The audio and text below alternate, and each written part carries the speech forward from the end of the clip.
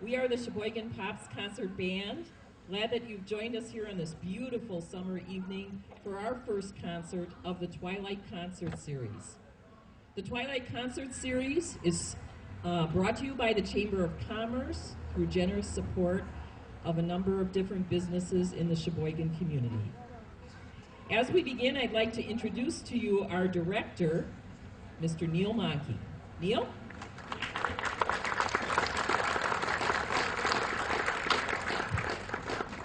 We also have an associate conductor, and he plays in our French horn section, Mr. Alan Bruce. Al? And then I'd also like to introduce the current president of the Sheboygan Pops Concert Band, playing in our saxophone section, Catherine Conley-Mink. Catherine?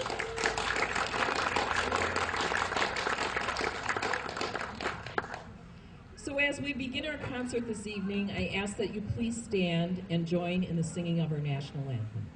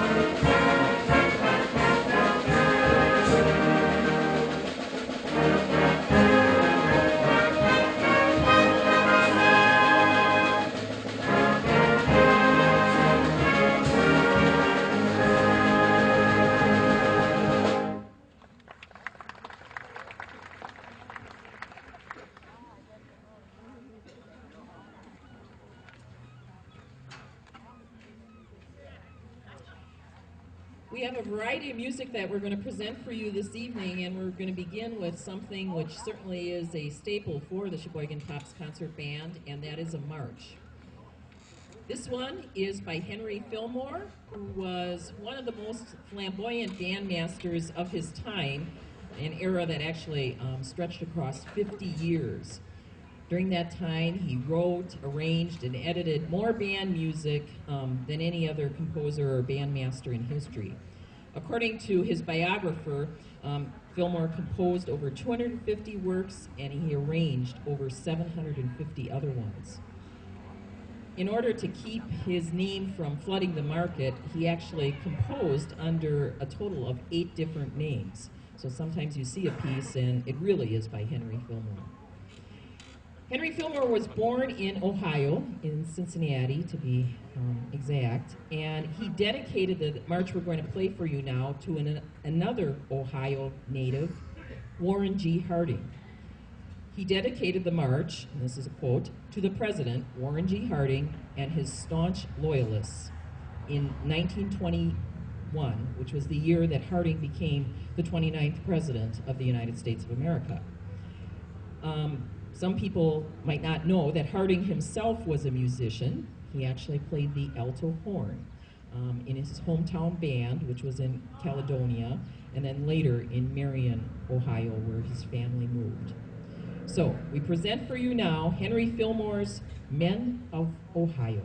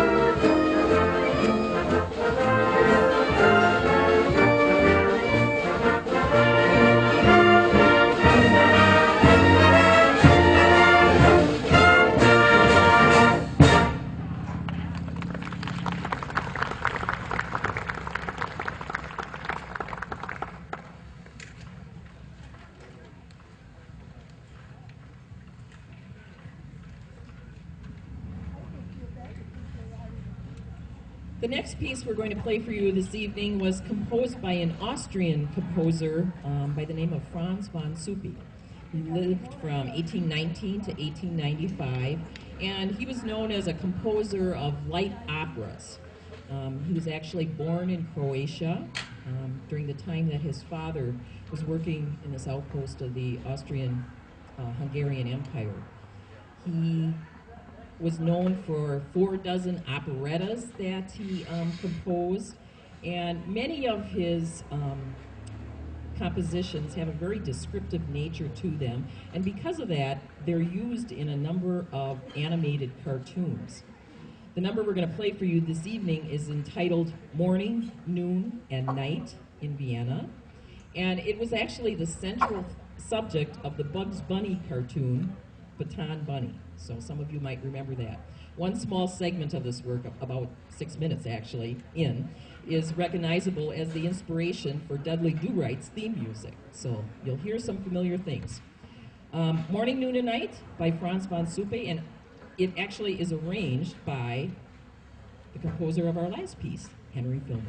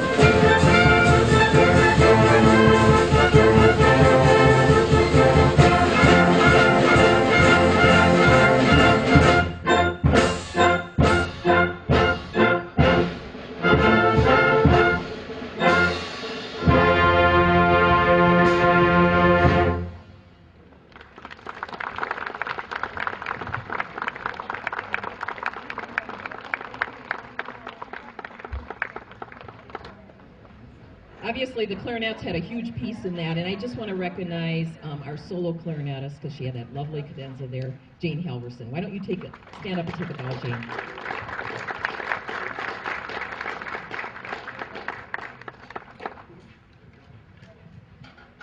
Looking around our audience tonight, I know that we have some people that are probably in the age group that will recognize the name Johnny Mercer. He wrote or co-wrote more than 1,000 songs during his lifetime, which was between 1909 and 1976, and he is a well-loved and admired figure in American music.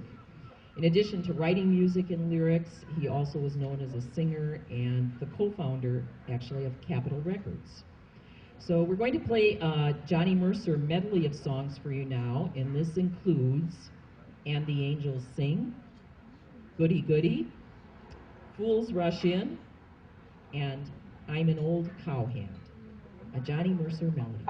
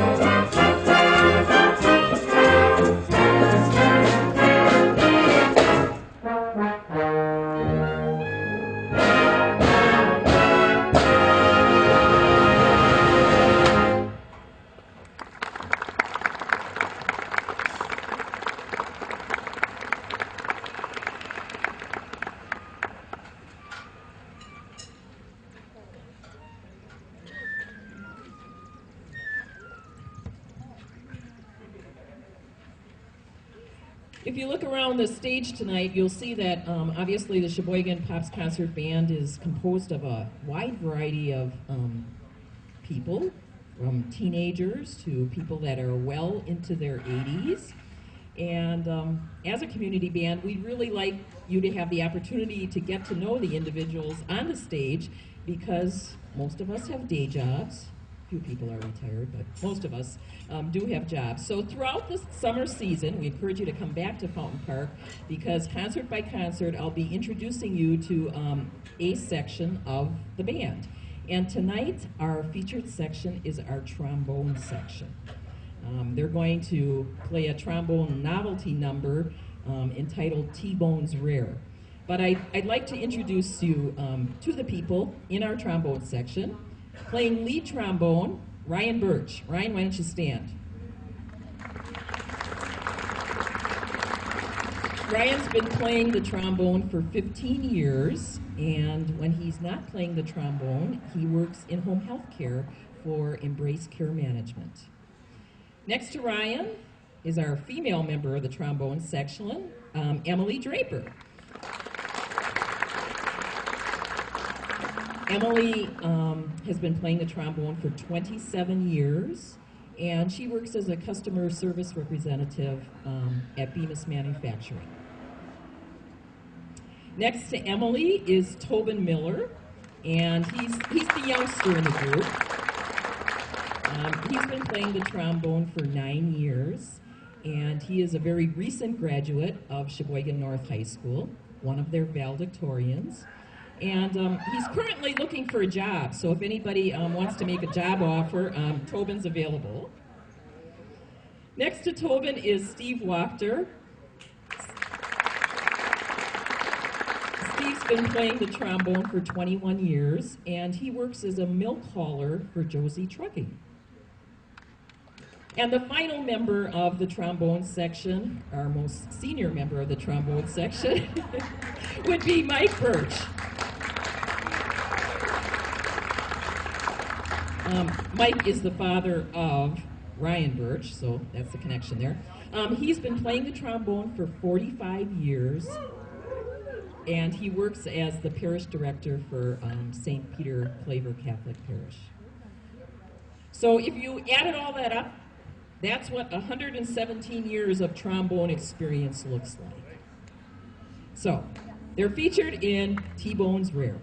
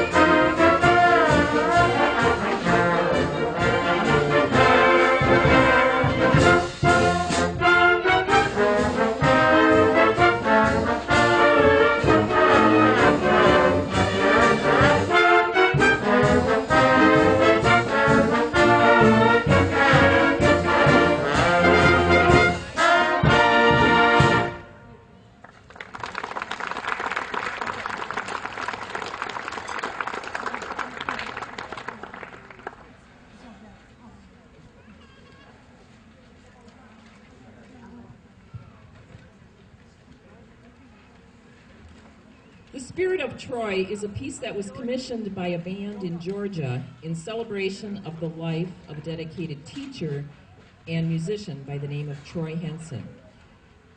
Troy was the director of bands of a middle school there in Georgia. And in 2007, he was diagnosed with a plasmacytoma. And this is a type of cancer that occurs starts in the plasma cells and develops into a single tumor. Unfortunately, shortly after that, Troy was told he had another cancer, a very aggressive multiple myeloma. And he eventually did lose his life about a year later to multiple myeloma. The composer of this piece, Ralph Ford, wrote this, and I quote, "Upon receiving the commission to compose this piece, I planned the construction of the form in this manner: birth, life, love, faith, acceptance, and ascension into heaven." And it should be apparent musically that the music does follow this form. There's going to be an introduction fanfare, which would be the birth, and then the piece very swiftly moves into life, which features an opening motive that actually was a solo on Troy's favorite instrument, which was the tuba. And then the next section involves quotes from Troy's favorite hymn, "Be Thou My Vision," that leads us to the slower sections of love and faith. And then finally, there's great emotion, which ends in acceptance and ascension into heaven. So please listen carefully to The Spirit of Troy.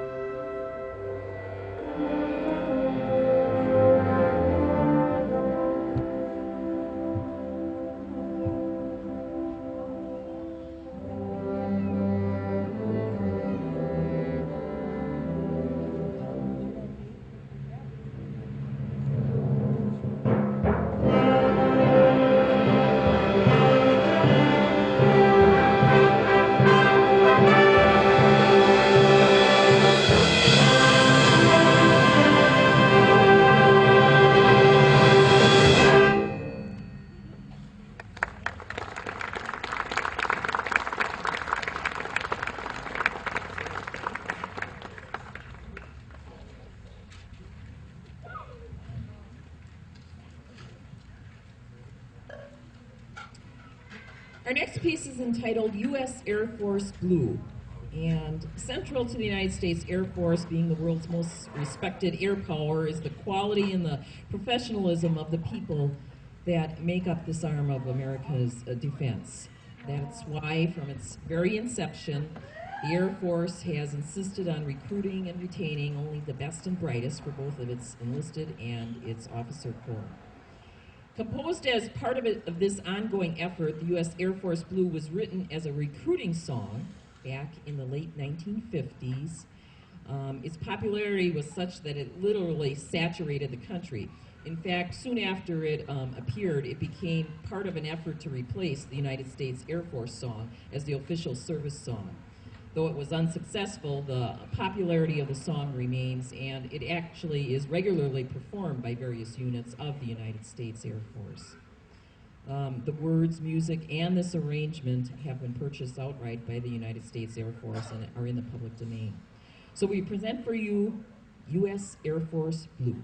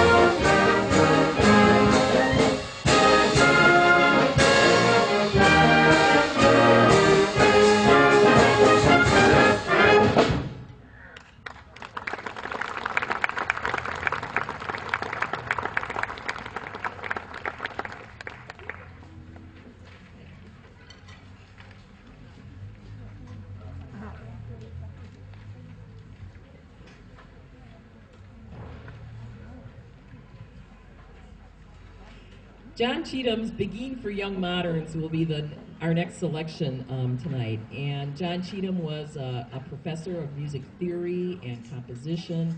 He worked at the University of Missouri, actually.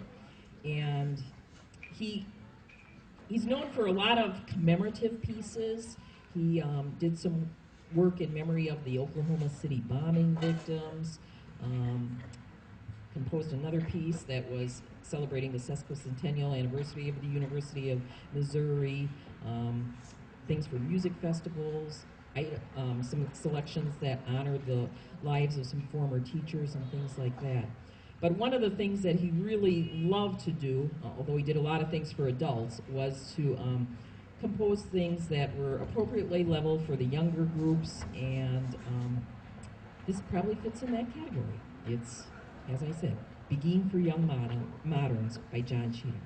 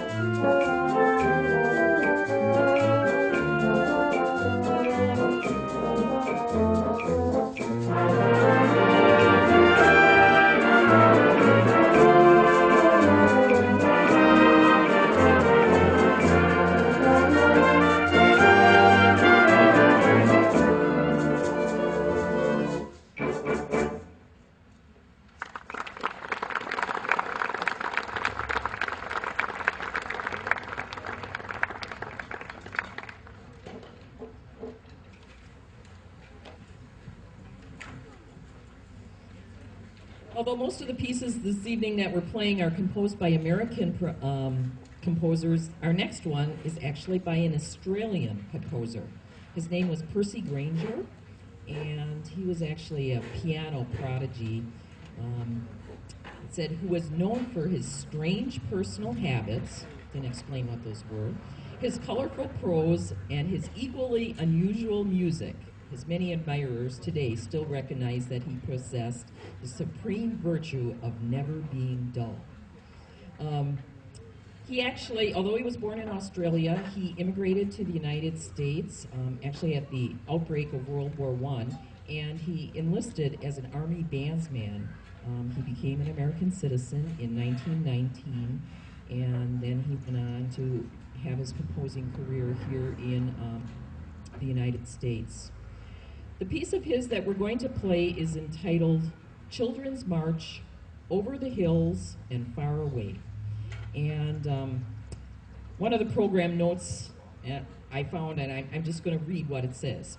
In Children's March, Grainger displays his quality skills for scoring in this light and carefree work. Scored for band in 1919, Children's March had roots within a piano solo which Grainger had composed between 1916 and 1918. At the time it was rescored, Granger was a member of the U.S. Coast Guard Artillery Band, and thus the march reflects an orchestration to take advantage of that group's instrumentation. In composition, Granger was of the opinion that it is the lower octaves of the band and from the larger members of the reed family that the greatest expressivity is to be looked for. Consequently, we find in his children's march a more liberal and highly specialized use of such instruments as the bassoons, English horn, bass clarinet, and the lower saxophones than you would usually find in military band music. The march was first performed by the renowned Goldman Band in 1919 and was also recorded in the original form by the same band with the composer conducting. It was dedicated, and these are Percy Granger's words, to my playmate beyond the hills. And people believe that this was a woman by the name of Karen. She was a Scandinavian beauty with whom the composer corresponded for 8 years, but he never ended up marrying her because of his mother's possessive jealousy. So we present Percy Granger's Children's March, Over the Hills and Far Away. And make sure and listen for those lower instruments, particularly our bassoons tonight, Donna Zittel and Liz Rent playing the bassoon parts. And I should say, this piece is being conducted by our associate conductor, Mr. Alan Bruce. Al?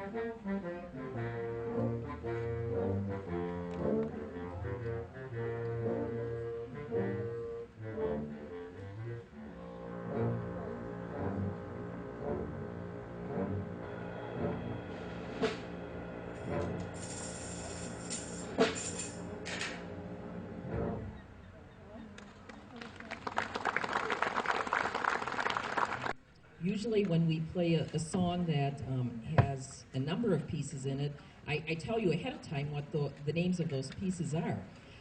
This song, however, is entitled Instant Concert. It's by Harold Walters, and it uses melodies found on band programs throughout the world, and it's condensed into this instant performance of approximately, I think it's a 3-minute song. So these pieces that are combined in this number are played consecutively, and sometimes there's 2 melodies going on at the same time. I'm not going to tell you what the names of those songs are, but I want you to listen very carefully, and if anybody can tell me at the end of the piece how many different melodies are in Instant Concert, you win a prize. Okay, here we go.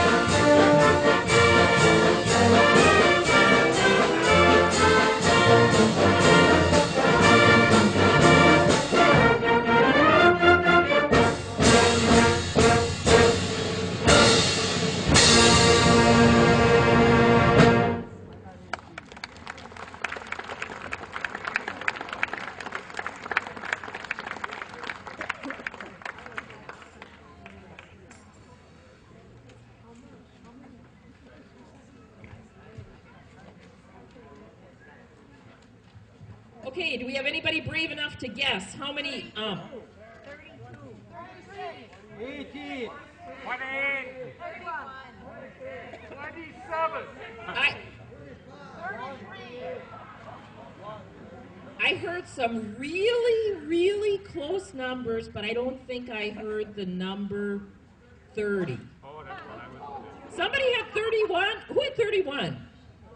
Why did you come up here? We got to find out who you are. That's good. I don't think anybody ever got that close. No, you come with me. Don't even go in my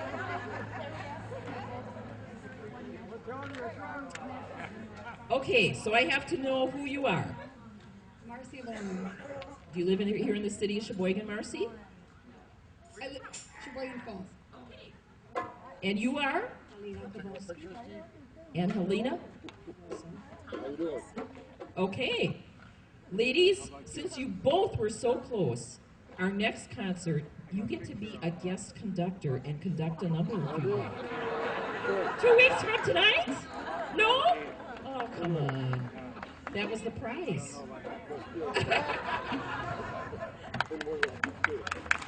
Good job, Marcy and Helena.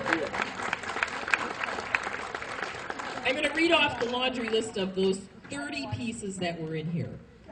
March Militaire, William Tell, the New World Symphony, Anniversary Song, Pagliacci, the Chicken Reel, Waltz of the Flowers, the Bridal Chorus, Rule Britannia, Jingle Bells, Sleigh Bells, Solito Lindo, Dance of the Hours, La Sorella, Genie with the Light Brown Hair, Hava Hagilia, Grandfather's Clock, Chipanakas, Westminster Chimes, Irish Washerwoman, Deck the Hall, Poet and Peasant, When the Saints Go Marching In, My Old Kentucky Home, Blue Danube, Humoresque, Orpheus, the Anvil Chorus, Down by the Riverside, and the Billboard. That was instant concert. Okay, moving on to our next number. It's entitled Cha-Cha for Band. And if I say cha-cha, what comes to mind? Maybe recently, because of Donald Driver and Dancing with the Stars, his infamous cha-cha, his shirtless appearance there. But I think for most people, when we say the words cha-cha, what comes to mind is a dance. And it's actually, the origin of the cha-cha is Cuba. It came from Cuba, but it also refers to the music. I had the opportunity in December to spend some time in Havana, Cuba, and trust me, music and cha-cha, all things music, are very important to the Cuban people. So this cha-cha for band that we're going to play for you now is not composed by a Cuban. It's by a Midwesterner, Glenn Osser. He was actually born in Michigan, and we present for you now his cha-cha for band.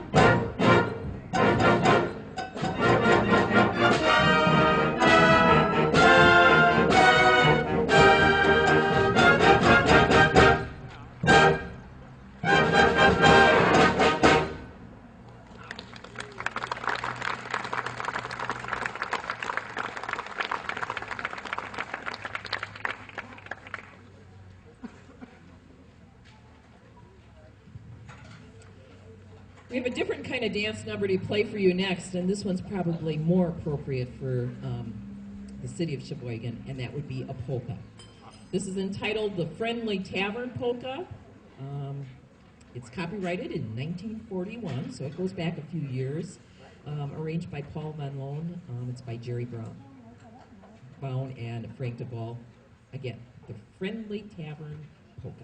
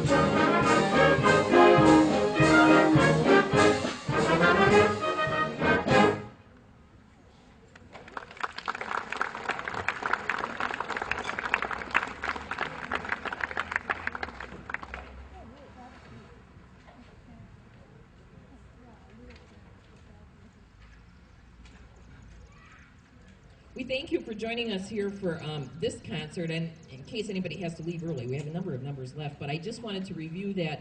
The concert schedule that was printed in the Sheboygan Press a little while ago was not correct. So if you posted that on your refrigerator or something, you might want to update that.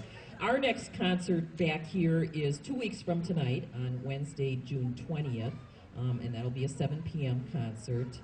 And then the following week, we are not here at Fountain Park. We actually are traveling to Mishicot and doing a performance at Mishicot High School on a Wednesday night. So if you want to join us, it's 7 o'clock in Mishicot, however. The next appearance after that of the Sheboygan Pops Band will be in the 4th of July parade. And then we do have concerts here, 2 more in July and 2 more in August. So we hope you'll join us for that. If you need the specifics, you can always check out our website, and we do have a new website. So if you bookmark that on your computers last year, you'll want to change that. Our current website is www.spcb for Sheboygan Pops Concert Band .weebly, WEEBLY.com. So www.spcb.weebly.com. Okay, I guess we're ready to go with our next march, and this one has a little different flavor. It's an Italian march. It's called La Banda de Creator, or the Band from Creator. It's by Albert I. Sina. So, our Italian march.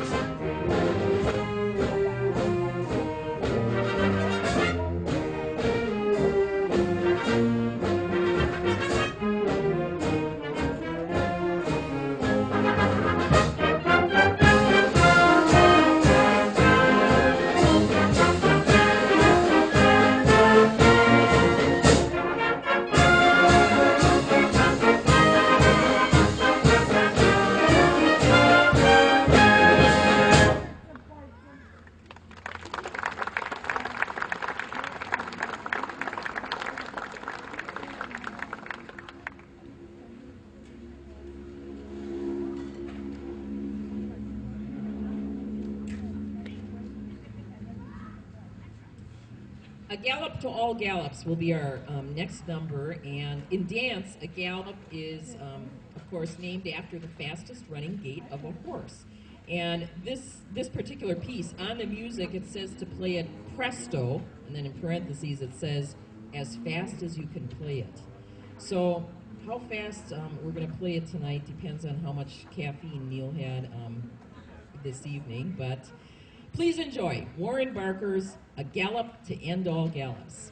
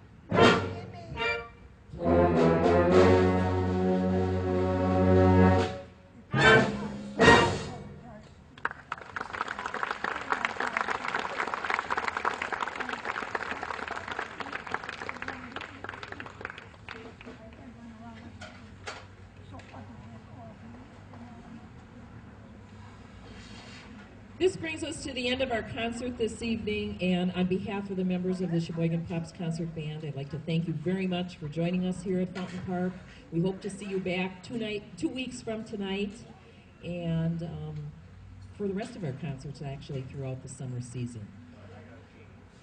We're going to conclude now with John Philip Sousa's Stars and Stripes Forever. This piece was composed on Christmas Day in 1896. As a march, it was an immediate success and remains one of the most recognized marches of all time. In the Stars and Stripes, of course, there's a piccolo solo, and that will be played this evening by Linda Erdman. So, thank you. Stars and Stripes Forever.